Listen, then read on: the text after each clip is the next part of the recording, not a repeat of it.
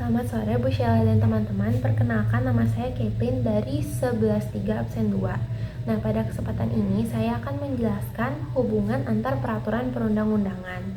Nah, di sini saya bersama anggota kelompok saya yaitu Michael Joses absen 18 akan membahas ada 4 pasal Undang-Undang Dasar 1945 yang mana kita bakal bahas sama regulasi-regulasinya. Masing-masing pasal ini bakal kita beri contoh 3 regulasi. Nah, di pasal yang pertama ini kita memilih pasal 28D ayat 1 yang berbunyi setiap orang berhak atas pengakuan, jaminan, dan perlindungan dan kepastian hukum yang adil serta perlakuan yang sama di depan hukum. Nah, kemudian regulasi turunan yang pertama di undang-undang. Regulasi turunan yang pertama itu tuh di undang-undang.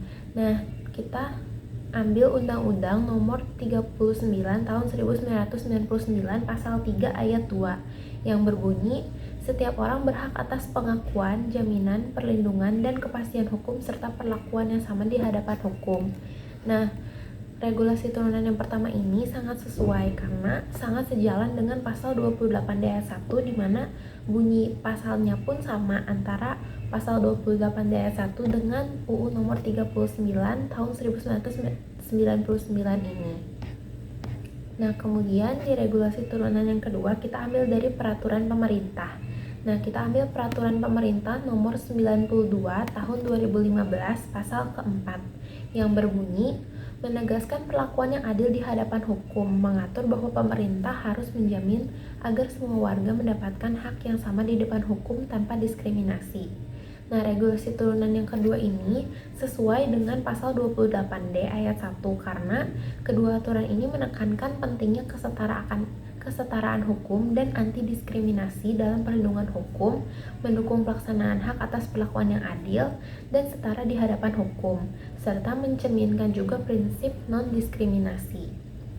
Nah, kemudian di regulasi turunan yang ketiga ini kita ambil dari peraturan presiden. Nah, peraturan presiden yang kita ambil ini adalah Perpres nomor 75 tahun 2019 yang berbunyi sistem peradilan pidana anak yang menjamin perlindungan hukum bagi anak yang berhadapan dengan hukum dengan perlakuan yang adil dan manusiawi. Nah, ini juga sesuai karena Perpres ini memperhatikan hak anak dalam sistem peradilan yang adil dan non-diskriminatif.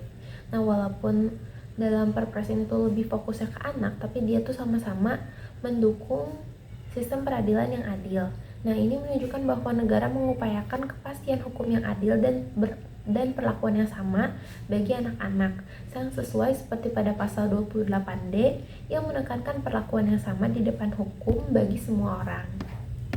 Nah, kemudian untuk pasal yang kedua, kita pilih dari pasal 27 ayat 2 Undang-Undang Dasar Negara 1945 yang berbunyi tiap-tiap warga negara berhak atas pekerjaan dan penghidupan yang layak bagi kemanusiaan.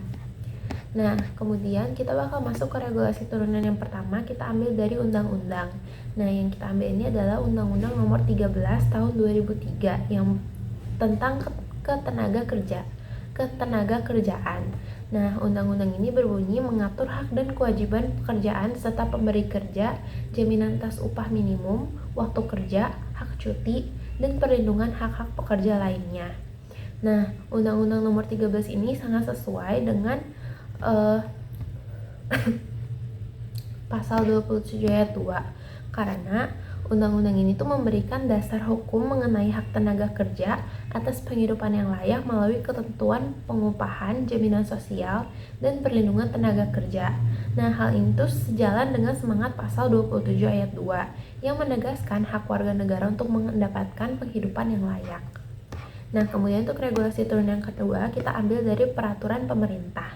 Nah, peraturan pemerintah yang kita ambil ini dari Peraturan Pemerintah Nomor 36 Tahun 2021 yaitu pasal yang ketiga. Nah, pasal yang ketiga ini berbunyi menetapkan standar upah minimum yang merupakan hak pekerja untuk memenuhi kebutuhan hidup layak sesuai dengan prinsip penghidupan yang layak. Nah, peraturan pemerintah ini tuh sesuai dengan pasal 27 ayat 2 karena peraturan pemerintah ini merinci tentang standar pengupahan termasuk upah minimum yang merupakan elemen penting dalam mewujudkan kehidupan yang layak. Nah, penetapan upah minimum berdasarkan kebutuhan hidup layak atau KHL mendukung tujuan pasal 27 ayat 2 agar setiap warga negara memenuhi kebutuhan dasarnya melalui pekerjaan. Makanya kenapa sih peraturan pemerintah ini tuh sesuai sama UUD NRI pasal 27 ayat 2. Nah, terus kita bakal masuk ke regulasi turunan yang ketiga atau regulasi turunan terakhir dari pasal 27 ini. Nah, regulasi turunan yang ketiga ini kita ambil dari peraturan daerah, lebih tepatnya dari Perda DKI Jakarta nomor 6 tahun 2016. Nah, regulasi turunan yang ketiga ini berbunyi menetapkan kebijakan untuk meningkatkan kesempatan kerja dan melindungi hak tenaga kerja di wilayah DKI Jakarta, termasuk kebijakan upah minimum provinsi untuk memastikan kebutuhan hidup yang layak. Nah, peraturan daerah ini tuh sangat sesuai dengan pasal 27 ayat 2 karena mendukung warga untuk mendapatkan pekerjaan dan upah yang layak, terutama dengan adanya UMP atau upah minimum provinsi dan peningkatan kesempatan kerja. Nah, segitu saja dari saya. Selanjutnya akan dilanjutkan dengan partner saya. Selamat malam Bu Sheila, saya Michael Joses Gunawan, kelas 11-3, absen 18. Hari ini saya akan menjelaskan tentang hubungan antar peraturan perundang-undangan. Nah, kita sudah dijelaskan oleh Caitlin tadi tentang UUD NRI 1945, pasal 28D ayat 1 dan juga pasal 27 ayat 2. Nah, sekarang saya akan menjelaskan tentang UUD NRI 1945, pasal 31 ayat 1 tentang setiap warga negara berhak mendapatkan pendidikan.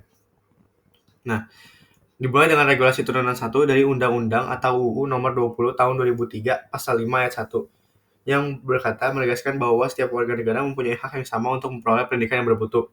Hal ini sangat sesuai karena UU ini mendukung hak atas pendidikan bagi seluruh warga negara dan memastikan bahwa pendidikan dasar diberikan secara gratis. UU ini mencakup kebijakan untuk menyediakan pendidikan berkualitas dan memadai. Selanjutnya regulasi turunan kedua, yaitu Peraturan Pemerintah atau PP Nomor 57 Tahun 2021 Pasal 3 yang menyatakan bahwa standar nasional pendidikan bertujuan untuk menjamin mutu pendidikan nasional dalam rangka mencerdaskan kehidupan bangsa. Hal ini juga sangat sesuai karena PP ini mengatur standar pendidikan yang bermutu untuk seluruh warga negara tanpa diskriminasi dan bertujuan untuk mencerdaskan kehidupan bangsa. Selanjutnya, regulasi turunan ketiga yaitu Peraturan Presiden atau Perpres Nomor 87 Tahun 2017 Pasal 2 yang mengatur tentang pentingnya pendidikan karakter sebagai bagian dari sistem pendidikan nasional, yang mendukung hak setiap warga negara untuk pendidikan yang tidak hanya berfokus pada akademik, tetapi juga pembentukan kepribadian. Perpres ini sangat sesuai karena Perpres ini mendukung pelaksanaan pendidikan yang tidak hanya mengedepankan aspek akademis, tetapi juga pembentukan karakter. Pendidikan karakter sebagai bagian dari sistem pendidikan nasional mendukung hak warga negara atas pendidikan yang mencakup aspek intelektual, moral, dan juga kepribadian yang baik. Nah, selanjutnya ada juga UUD NRI 1945 Pasal 34 Ayat 1 yang berkata fakir miskin dan anak-anak terlantar dipelihara oleh negara. Ada regulasi turunan satu yaitu Undang-Undang atau UU Nomor 13 Tahun 2011 Pasal 6 yang menyebutkan bahwa upaya penanganan fakir miskin dilaksanakan oleh pemerintah pusat dan daerah dan juga bekerjasama dengan masyarakat. UU Nomor 13 ini tuh sangat sesuai karena UU ini secara langsung mengatur tanggung jawab negara dalam penanganan fakir miskin melalui bantuan sosial, jaminan sosial, dan layanan dasar. Hal ini sejalan dengan Pasal 34 Ayat 1 UUD 1945 yang mewajibkan negara untuk memelihara fakir miskin dan anak-anak terlantar. Selanjutnya regulasi turunan yang kedua yaitu Peraturan Pemerintah atau PP Nomor 39 Tahun 2012 Pasal 2 yang menetapkan bahwa penyelenggaraan kesejahteraan sosial dilaksanakan untuk membantu individu, keluarga, kelompok, dan masyarakat, termasuk fakir miskin agar dapat memenuhi kebutuhan dasar mereka. PP Nomor 39 ini juga sangat sesuai karena PP ini menegaskan kewajiban negara dalam penyelenggaraan kesejahteraan sosial untuk membantu pemenuhan kebutuhan dasar fakir miskin. Fakir miskin adalah kelompok utama dalam kebijakan kesejahteraan sosial yang konsisten dengan amanat Pasal 34 Ayat 1 UUD 1945. Selanjutnya ada regulasi turunan ketiga yaitu Peraturan Daerah atau Perda Jawa Barat Nomor 3 Tahun 2013 Pasal 8 yang mengatur pemberian bantuan khusus bagi fakir miskin termasuk bantuan pangan, tempat tinggal, dan akses pendidikan. Hal ini juga sangat sesuai karena perda ini sejalan dengan semangat Pasal 34 Ayat 1 UUD 1945 yang mendukung kebijakan nasional dengan fokus pada penyediaan bantuan bagi fakir miskin di Jawa Barat.